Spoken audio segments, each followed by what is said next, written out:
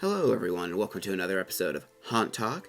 In today's episode, we are going to be reviewing Hanna's Haunted Acres in, somewhere around Indianapolis. I'm sure it's not technically Indianapolis, but it was part of our Indianapolis trip. It was very close-ish to Indianapolis.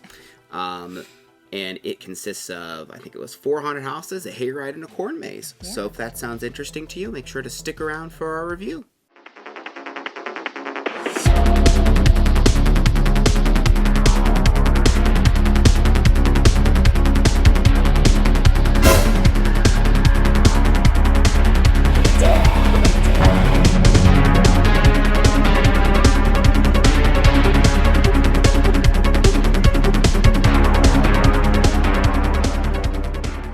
Yes, welcome to our review of Hanna's Haunted Acres. As we said in the little pre-thing there's 6 different things: the hayride, the 4 haunted houses, and the corn maze. And you can choose to do them in any order you want.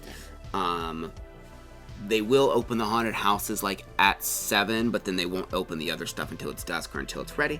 So that's what kind of happened to us, is we did all the haunted houses and then we did the hayride and the corn maze last.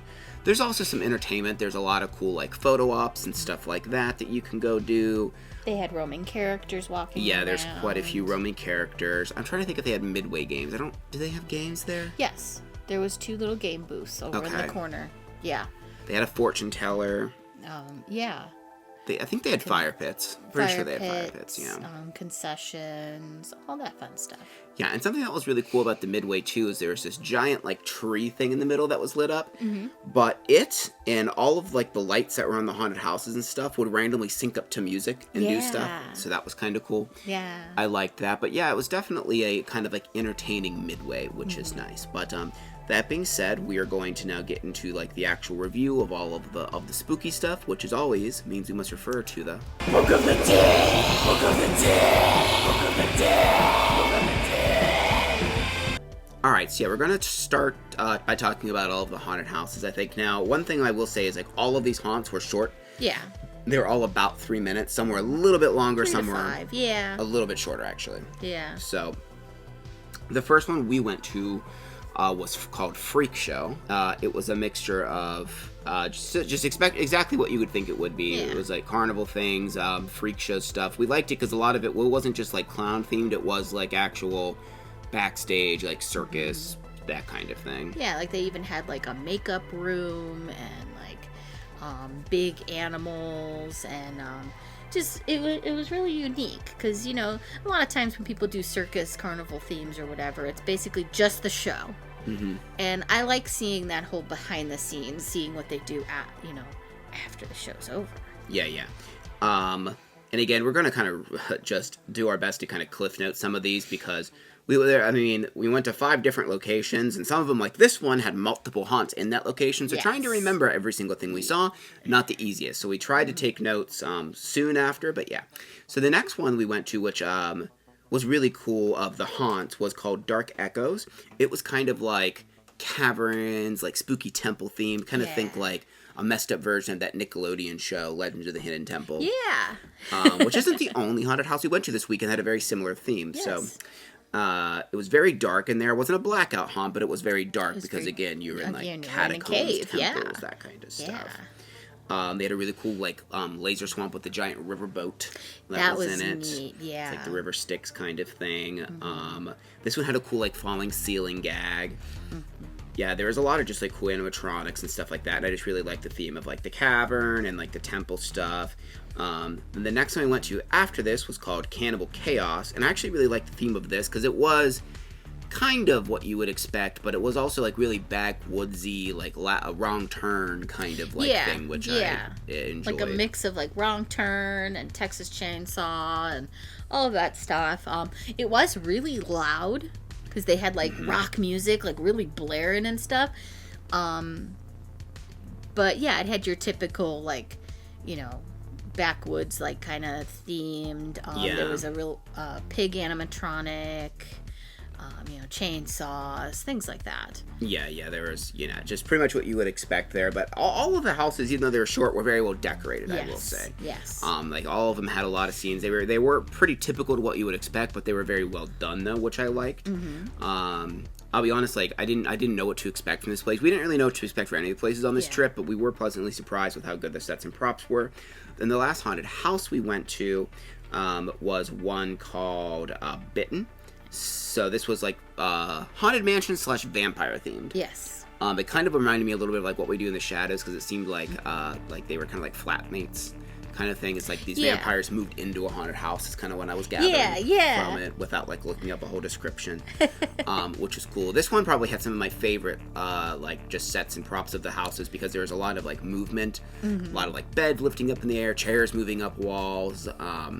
They had a couple really big scenes towards the end. Yeah, like big rooms that you kind of like had to like circle around, and they had like tons of stuff up in the ceiling to look at. And they had a really good library scare where as you walk by, there's a bunch of bookshelves, but some of them were like animated bookshelves, and the whole thing would fall at you, which got me. Yeah. And they actually did a really good job with that. I think it was in the first one we went to, the carnival one, where they had a whole room of like barrel stacks, and some were the ones that would tilt. Yeah. But they were hidden really well. You couldn't tell which ones were which, so it would startle you. That got me, yeah.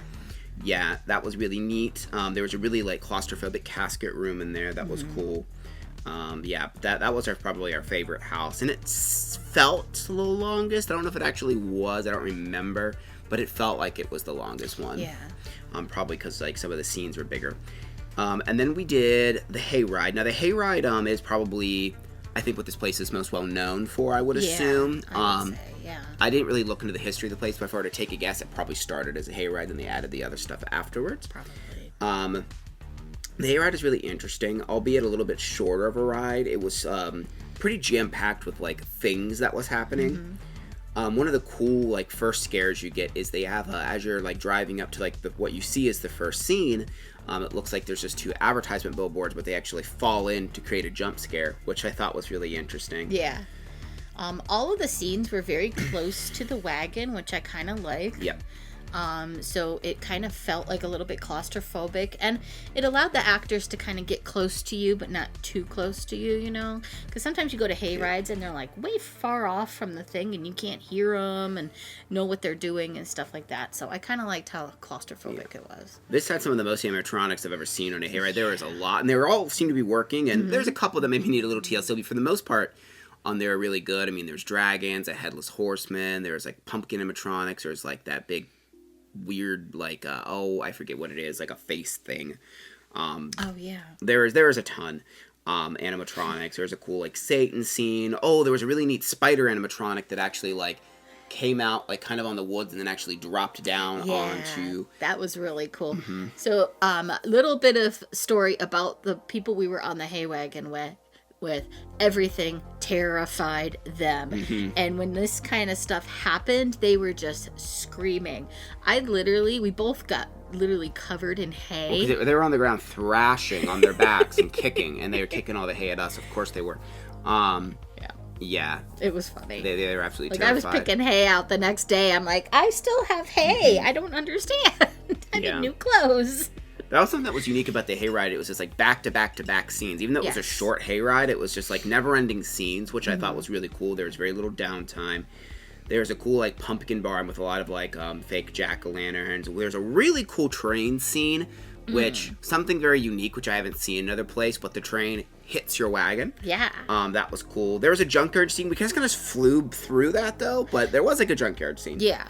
And then I said there's Sleepy Hollow, and then it ends on a really cool chase scene. You're being chased by one of those big combines with like the spinning blades, and it gets way faster than I expected it to be, and then you hit a turn, and I really felt like I was on a thrill ride there for a minute. It felt like you were like on a little launch hay ride. And then the final thing we did was the corn maze. Now, not a lot to talk about sets and props, because it was first and foremost a corn maze, but it began as a trail, ended as a maze. We didn't get lost in it very long, so we didn't take a super long time in it, because we ended up finding a group of people that hadn't got lost. Yeah. But the first part that's a trail is where like the scenes are. A lot of like old farm equipment and stuff like that. And there's a couple things sprinkled in. There is a freaky like tube, which we'll talk a little more about in Actors, like this big like metal tube thing you had to walk through. And then one of the biggest scares of the at least of here, there's a cool covered bridge, and this is actually right before it turns into a maze, and we were expecting like actors or something to jump scare us, but no, the whole bridge basically collapses under your feet, and It was terrifying. Yeah, we hollered quite a bit. But yeah, sets and props. Again, this is a pretty massive haunt. Like, everything is short, but there's so many things to do there. Yeah. But overall, we were pretty damn impressed with everything we saw. We gave sets and props an 8.5. So the only reason it's 8.5 and not even higher is just because a couple things need a little bit of TLC, and there's like, maybe it could have used a couple extra things here and there, but for the most part, especially for the length of this attraction, I thought they had some really great sets and props. Yeah. Better than your average, like, haunt that's kind of like this, I think, at least for the haunted houses. Yeah, like, like those, like, Scream parks. I guess you would consider this, like, a Scream park. Right, because a lot of them that have the hayride's the only thing worth doing. Yeah. Where this one, I actually would recommend, because you can do just, and we'll talk about it more in value, you can just do the hayride, but I would actually recommend doing the combo for all of it. And the core maze wasn't too ridiculous, and they even told us, like, if you get, like, lost, or whatever, the actors will help you out, but yeah. Which brings us to actors. Yeah. There actually was, for as large of attraction as this was, I thought there was a decent amount. We had a little bit of dead space here and there, but for the most part, there was quite a few of them. Yeah. Yeah. And they were very interactive. We actually got to meet Skittles, which they, I'm not really sure, didn't talk, but they had a little packet of Skittles with them, and they're like, and I'm like, is that your name, Skittles? And he's like, eh. So that was really cool. There was this weird frog person that was chasing people around. It was a really cool mask. It was, really because it had like the big bulbous. Yeah. I don't know what that's called, but yeah, that air pocket thing. I don't know. Mm-hmm.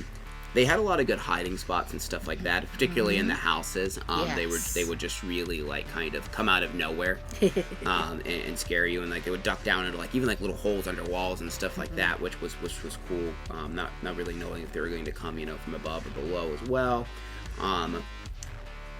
The hayride was definitely less scary, but we still got some like decent scares in there. Now they do not board the wagon on the hayride. Yeah, no. Because this definitely, I feel like the hayride's definitely meant to be a little more family friendly than the haunted houses, like most places are going to be. It's going to be a little bit more about the show and the experience for the hayride, which it is. But yeah, a lot of them are just really good, and they would follow you for a while. There was a lot of dialogue in the Cannibal Chaos one, but the problem is that like it was so loud in that haunt. I had a hard time understanding what they were saying at all. Yeah, like the first guy, I think he was trying to get us to smile, but it was so loud, we both were like, what? Yeah. Like, you were like next to him, and we're like, I can't hear you. It was really weird and awkward, but... There's a cool, like, vampire. There's, like, this, the one scene that we were talking about in the Bitten one, there was, like, this huge, I don't know if it was a courtyard or a garden or what it was supposed to be, but there was, like, a guy in the middle, and you had to, like, walk around him, and he's, like, really up in our face, and they don't touch you here, but he's really trying to get me to, like, drink the blood that was in his goblet and stuff like that, like, very persistent on it. Lots of chainsaws, and well, mainly just on the hayride. It was lots of chainsaws thing, but you gotta have your chainsaws on the hayride. And those girls definitely got scared. So, yeah. And then the corn maze, the person we were talking about. So, probably one of the freakiest like actor interactions of this one. It was like one of those like big like just giant metal tubes that you walk through. Yeah, like a sewer tube or tunnel or something like that. Yeah, but there was just a strobe light on there, and they just had a metal chain. They were just whipping the walls with it, and it was insanely loud, and like you didn't even want to get close to them. And obviously, they weren't going to just whip us with the chain, but it was freaky. Yeah, because the strobe made it very disorientating. The floor was kind of uneven because it's a big metal tube, and then you're trying not to get next to that chain person, and you're just like, how do I get out of here? Right. Yeah, for sure. The core maze definitely had the least amount of actors. Would have liked a few more there, especially in the trail section. I didn't mind it as much in the actual maze section because the whole point of that is a maze. But the trail, there was some parts that got a little bit boring just because there wasn't too many actors in that first part. But besides that, we thought the actors were really good, great interaction, also really good makeup and costuming. Yeah. And again, there's so many different styles of makeup and stuff like that because there's so many different themes. Right. So yeah, we gave actors a 9. Now scare factor, again, and we're kind of like combining everything together for this. So we gave scare factor, so the score we gave it is a 7.25. And the reason I'm kind of staying the score up first is because I would say like the houses, if you were just judging the houses alone, I would probably say those are like more like an 8. Yeah, those are definitely higher. Right. And then I'd probably say, like, the hay wagon might be closer to, like, a 6.5 to 7. Yeah. And then, the corn maze, it depends on how long you get lost in there and stuff like that, I guess. Yeah. So do with that what you will. But like I said, overall for the entire event, we thought it was, especially for what it was, decently scary. Not, like, petrifying. I think for the most part, especially the hayride, it is safe to take, not super young children, but, younger teenagers and stuff. 10, 11, maybe. Yeah, I mean, maybe for the hayride. I would probably wait till like 13 or more for the houses, unless they're like, a kid that's really into like horror and stuff like that. But all right, so that brings us into the final category, which is value. So now we're just going to kind of talk about what we paid. It fluctuates by day, but I think it only fluctuates about $5 or so depending on the day and how far in October, how busy it is, blah, blah, blah, all that. So it's $35.99 for general admission. It was $12 more for a fast pass. There's also an immediate access pass. I didn't put the price of that, but I think that was like $20 or $30 more. Pretty much all of these, except for one we went to in Indiana, had a fast pass and immediate access, which I'm not the biggest fan of. And you see this when you go to certain areas. It's like if one haunted house is doing it, they all seem to be doing it for the most part. Like things like this, weird things. Yeah, because we saw that in like Kentucky as well. They had that too. Which is, kind of bordering. Yeah. It there. And they do offer the hayride only one. I think that one was like $25 or something like that. I feel like the hayride was. We're only going to judge off the general admission because that's like what most people I feel like are going to do. Now, one thing that is cool is you can buy an unlimited like run for, it's like $55 for the normal, or it's pretty expensive, $99 with fast pass, but this lets you like just go through the haunted house as much as possible. Yeah. And $55 I think isn't like too bad if this is the only one you want to do, especially if you are like a parent and you're dropping your kids off and want to just have fun all night long. Buy that, let them stay open to close, and they can just do whatever they want as many times. Yeah. The $99 with fast pass is getting up there, but also I get why they have to make it expensive, because they don't want people just to constantly just jump back in the fast pass line and just make the lines inflated. So they have to make that expensive. Like I said, it's about 3 minutes per house. The hayride was only around 10 minutes. So again, the hayride was pretty short, but it was nonstop. There was like no dead space in the hayride at all. Yeah. And that 10 minutes isn't like the whole time we were on the ride. That was the second the scenes started, then like the second we stopped after, not counting the time, because we did sit there for a while. Yeah. But yeah, that's just counting that time. And the corn maze, I put it's around 10 to 15. It took us 11. But again, we caught up with a group of people that basically had already went all the wrong ways, like a giant conga line of people, so we just kind of ended up following them out. Yeah, there was like 20 of us, just like, all right, let's go. So overall, if you add up the actual time spent in all attractions, it's going to be about 30 to 40 minutes. For $35.99, we thought that was pretty good value, so we gave that an 8.5. And then, of course, that brings us to the final score, which overall we were giving it a 8.75. We thought this was a really good haunt, and this is the one we started off our trip with. I really liked the fact that it's just like on an actual farm. I thought the midway was cool, and again, if you are someone that likes taking selfies and all of that, there's like 5 or 6 photo ops. There's a lot. And there's also like food and stuff there, but we didn't get any of that. But it's on a farm, so I would presume it's probably decent. Yeah. I don't know if it's like that one in Maryland, Markov's, where they like literally... like the burgers you're eating are made from the cows that were slaughtered in the pasture next door, which is actually awesome. But yeah, anyways, so yeah, we really like this haunt. Have you been there before? What did you think about it?